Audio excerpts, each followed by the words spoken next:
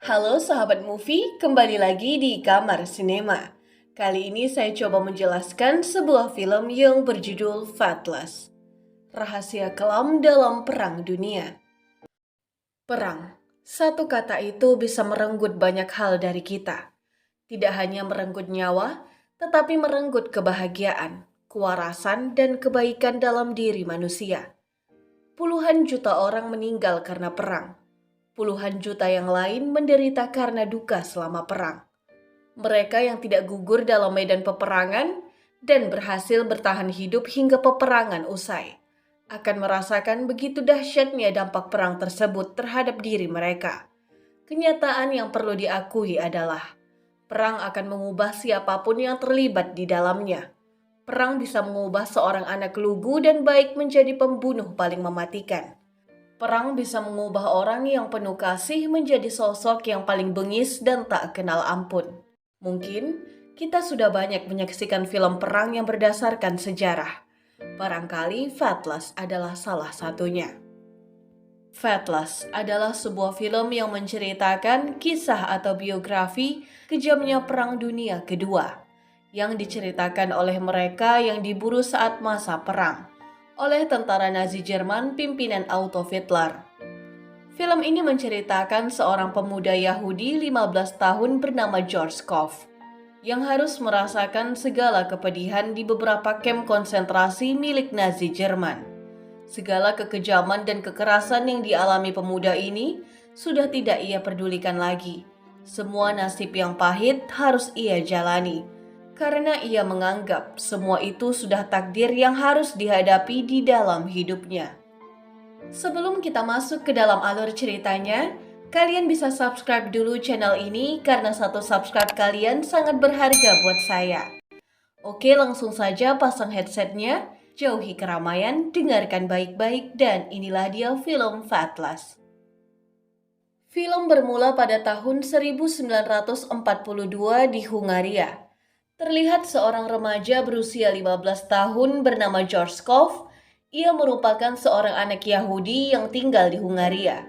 Dan pada saat itu, Nazi Jerman telah menduduki Hungaria.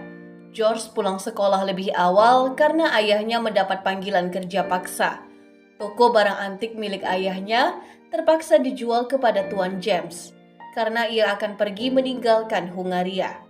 Karena mengetahui ayahnya mendapat surat panggilan untuk kerja paksa di kamp konsentrasi milik Nazi Jerman, sehingga di malam itu keluarga besar George berkumpul dan makan malam bersama dengan linangan air mata.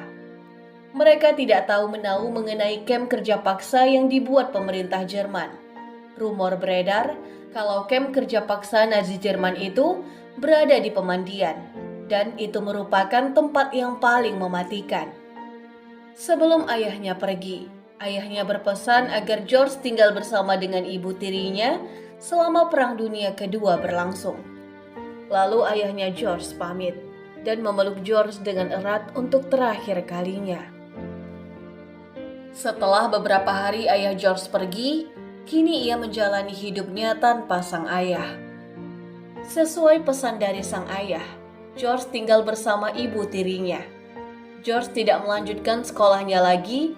Ia menjadi tulang punggung keluarga dan memilih untuk bekerja di kilang minyak.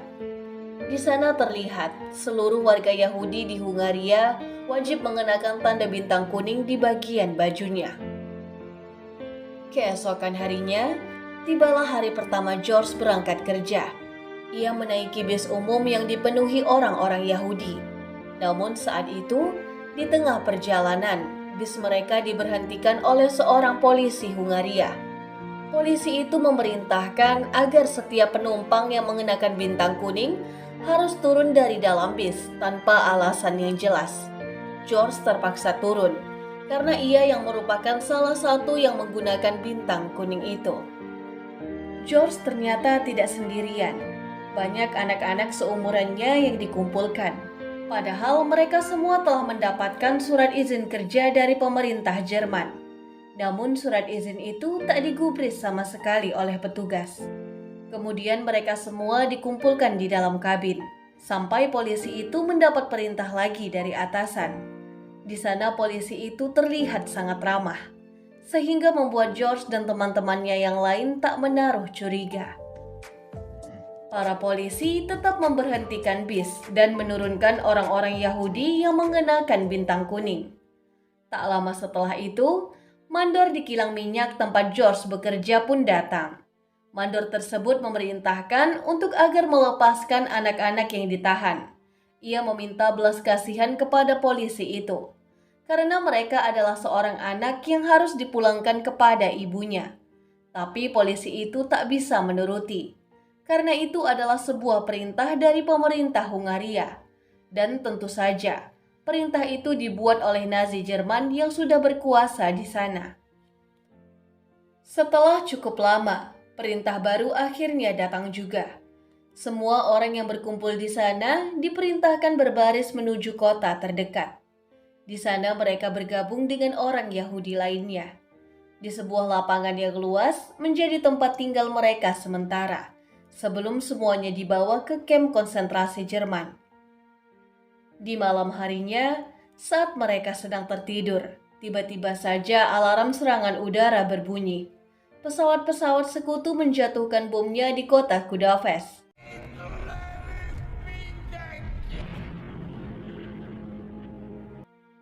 Keesokan harinya, mereka semua dibariskan di halaman, dan satu persatu dipanggil masuk ke dalam kantor. George terpaksa memberi semua barang-barang bawaan yang ia punya, mulai dari uang hingga jam tangan pemberian ayahnya. Setelah semua barang mereka diambil, mereka dikumpulkan di sebuah pabrik bata. Salah satu pria tua mengatakan bahwa tujuan utama mereka adalah Polandia. Di sana telah dibangun kamp kerja paksa terbesar yang disebut Auschwitz. Tidak ada yang tahu apa yang sebenarnya terjadi, tapi di sana nasib mereka menjadi tidak jelas semenjak diturunkan paksa dari bis tempo hari. Setelah beberapa jam kemudian, semua tahanan dibawa paksa termasuk George menggunakan kereta. Satu gerbong kereta membawa 60 orang Yahudi. Perjalanan kereta mereka saat itu sangat lama, bahkan sampai berhari-hari, dan mereka juga tak diberi makan maupun minum. Dalam keadaan haus dan lapar, di tengah dinginnya salju, akhirnya mereka sampai di perbatasan Hungaria dan Polandia. Di situ mereka diberitahu oleh polisi Hungaria yang bukan Yahudi. Polisi itu meminta barang berharga milik mereka semua, daripada harus diambil tentara Jerman di kamp konsentrasi. Salah satu dari mereka pun menjelaskan bahwa barang-barang mereka telah diambil oleh tentara Nazi. Lalu pria Yahudi yang sudah kehausan dan kelaparan meminta polisi itu untuk memberikan mereka 2 ember air untuk mereka minum. Namun bukannya memberi, polisi itu malah marah dan menghina para Yahudi itu. Beberapa hari di perjalanan, mereka akhirnya sampai di kamp Australia bernama Auschwitz, atau tempat pemusnahan.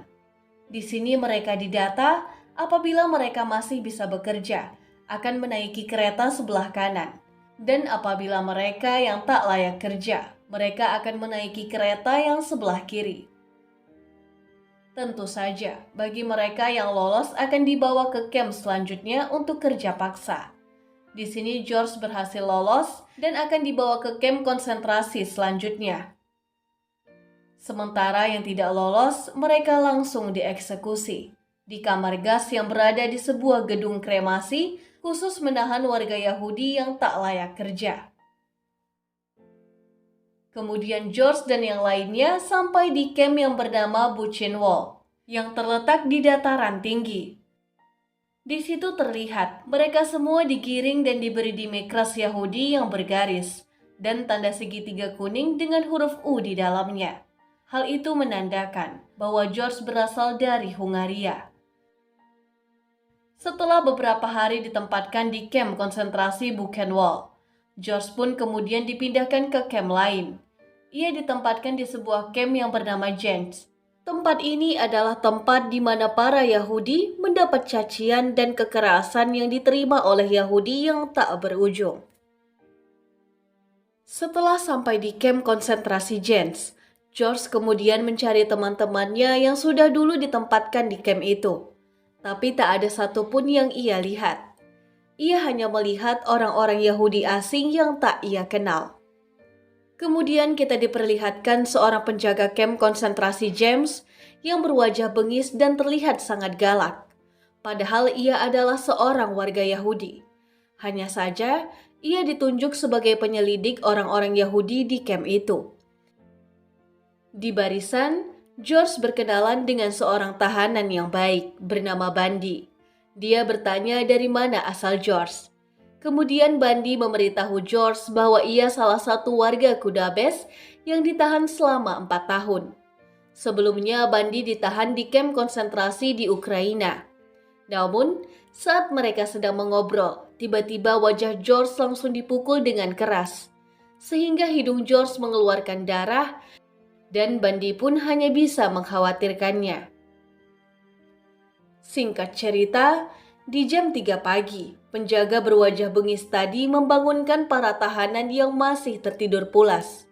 Sebelum bekerja, mereka diberikan sarapan yang jauh dari kata layak.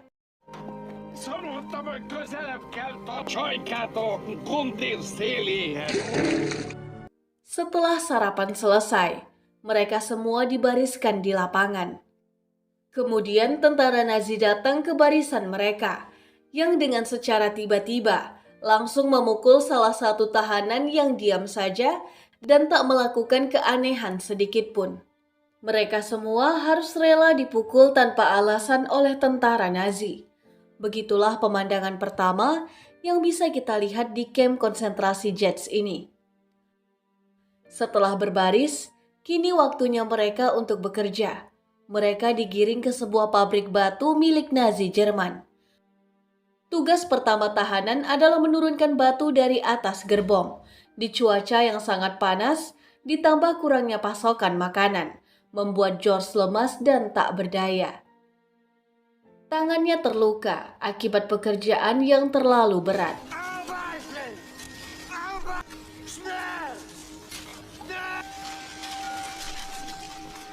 Saat beristirahat, Bandi memberitahu cara untuk bertahan hidup di kamp ini. Terutama, George harus rutin mandi walau cuaca sedang dingin. Hal itu bertujuan untuk menghilangkan jamur serta kutu sumber penyakit. Dan George harus menyimpan setengah jatah sarapannya. Hal itu bertujuan, jika kondisi genting, George masih memiliki cadangan makanan. Karena di dalam kamp ini, kelaparan adalah musuh utama mereka. Keadaan di dalam kamp semakin sulit. Dan itu dialami oleh semua tahanan Yahudi. Tetapi Bandi tidak memikirkan nasibnya. Ia hanya berusaha untuk hidup dan bergembira. Dan dia juga terus berusaha membuat George terhibur di tempat yang seperti neraka ini. Kemudian pada suatu malam, ada 3 tahanan yang kabur. Sehingga semua para tahanan dikumpulkan di sebuah lapangan. Mereka disuruh baris sampai tentara Nazi menemukan tahanan yang kabur itu. Setelah cukup lama menunggu, dan tahanan yang kabur tak kunjung juga dapat, mereka menjadi menerima imbasnya. Mereka disuruh berbaris di lapangan yang tak kunjung usai, sehingga mereka mengalami dehidrasi dan tekanan batin. Satu persatu dari mereka harus tumbang, meninggal, sakit, dan tak kuat berdiri sehari semalam. Apalagi mereka tidak diberi makan dan minum. Di sini kita bisa lihat betapa tertekannya mental para Yahudi tersebut.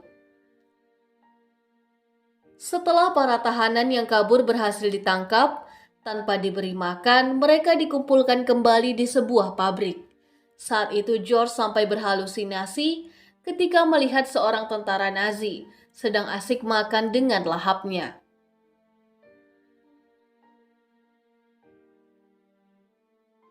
Memang saat yang paling bergembira bagi mereka adalah saat waktu makan tiba, walaupun mereka diberi makan yang sangat sedikit.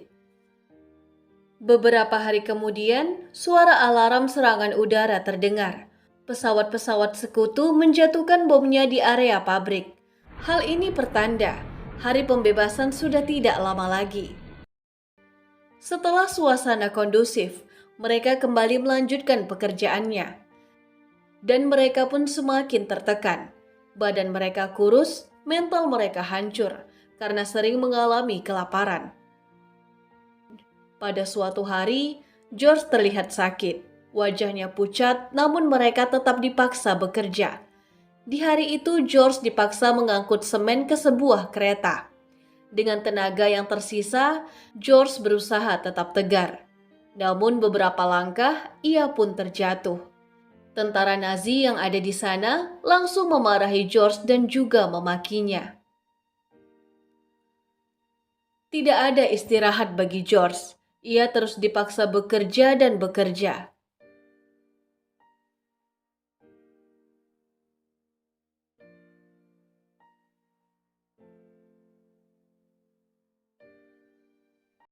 Di malam harinya, tahanan yang tempo hari kabur dipamerkan di depan umum sebelum dieksekusi. Para tahanan dikumpulkan untuk menyaksikan hukuman mati itu. Karena percobaan kabur ini, mereka tidak akan diberi makan hingga waktu yang belum ditentukan. Hari-hari yang berat terus George lalui dan belum ada tanda-tanda kedatangan sekutu ke camp ini. Makanan pun semakin dibatasi. Kerjaan juga semakin menumpuk. Hal itu membuat satu persatu tahanan tewas sia-sia. Di malam itu, Bandi mengajak George untuk segera mengambil jatah makan malam mereka. Namun George hanya terdiam dan malah duduk terjatuh di lapangan yang berlumpur. Bandi heran melihatnya. Kemudian George berkata, "Aku tidak bisa berdiri." Dan ternyata George mengalami luka yang parah. Teman-teman George yang melihat itu langsung membawanya ke ruang rawat.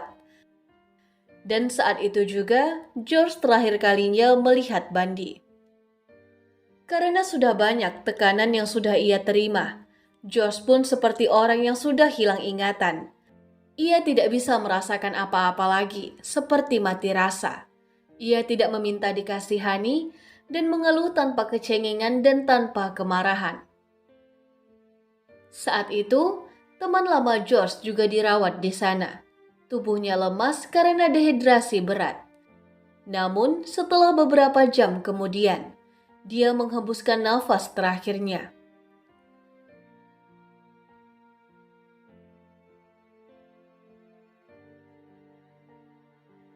Karena memang tempat perawatan mereka yang sangat kotor, seperti di dalam kandang hewan.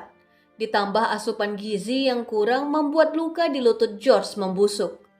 Kita bisa lihat ketika saat George membuka selimutnya. Luka di lutut George sudah dipenuhi dengan ulat. Kemudian George ditelanjangi untuk dimandikan bersama dengan para tahanan lainnya yang sudah sekarat.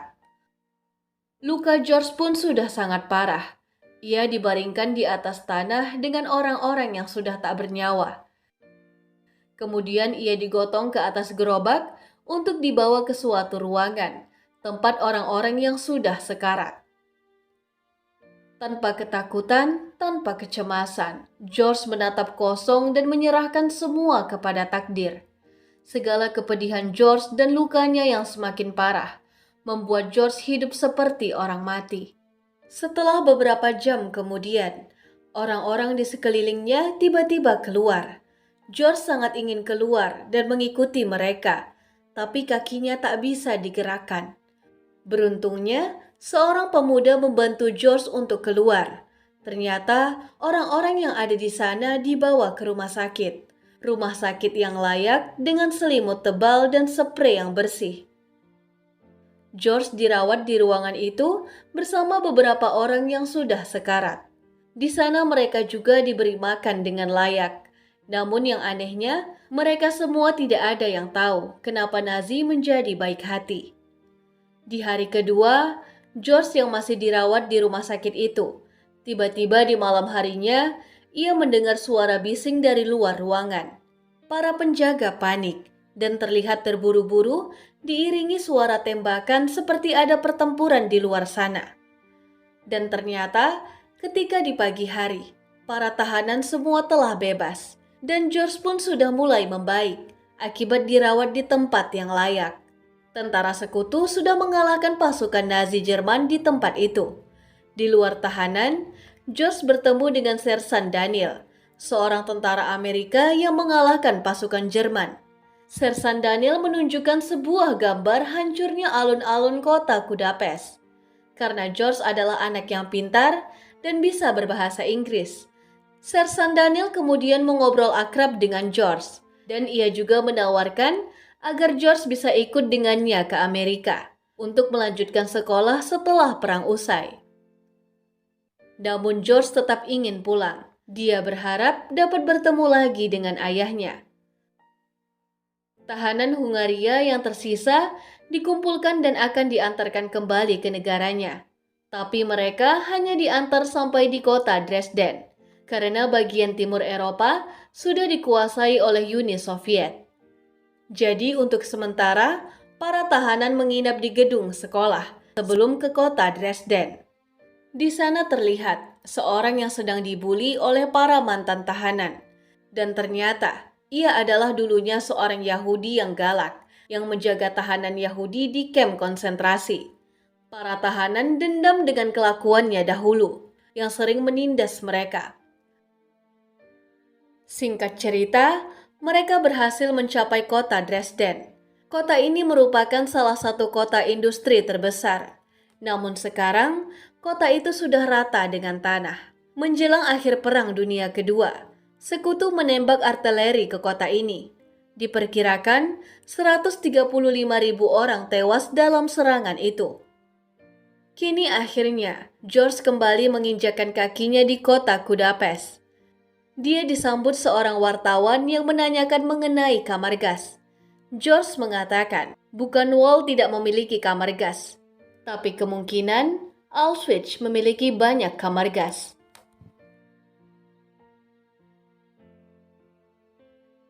Kota Budapest kini hanya tersisa puing-puing saja. George juga menyempatkan diri mengunjungi rumah Bandi. Namun ternyata Bandi tidak akan pernah pulang. Tak punya pilihan lain, George kemudian pergi ke rumah ibu tirinya. Tapi rumahnya pun kini telah ditempati oleh orang lain. Tetangganya yaitu Tuan Steiner menceritakan kalau ibu tirinya sudah menikah lagi. Dan dia juga mendapat informasi bahwa ayah George berada di kamp konsentrasi Mauthausen. Satu-satunya keluarga yang ia miliki hanyalah ibu kandungnya. Di perjalanan menuju rumah ibunya, George menyempatkan diri ke alun-alun Budapest. Ia mengingat perkataan ibunya dulu, yaitu ingin menjadikannya dokter atau ahli mesin. Walaupun penderitaannya sudah selesai, George masih belum bisa melupakan semua kepedihan dan kengerian yang ia lewati di kamp konsentrasi Nazi Jerman. Dan film pun selesai. Terima kasih buat kalian yang sudah nonton. Jangan lupa untuk terus dukung channel ini dengan subscribe. Dan sampai jumpa lagi di alur cerita berikutnya.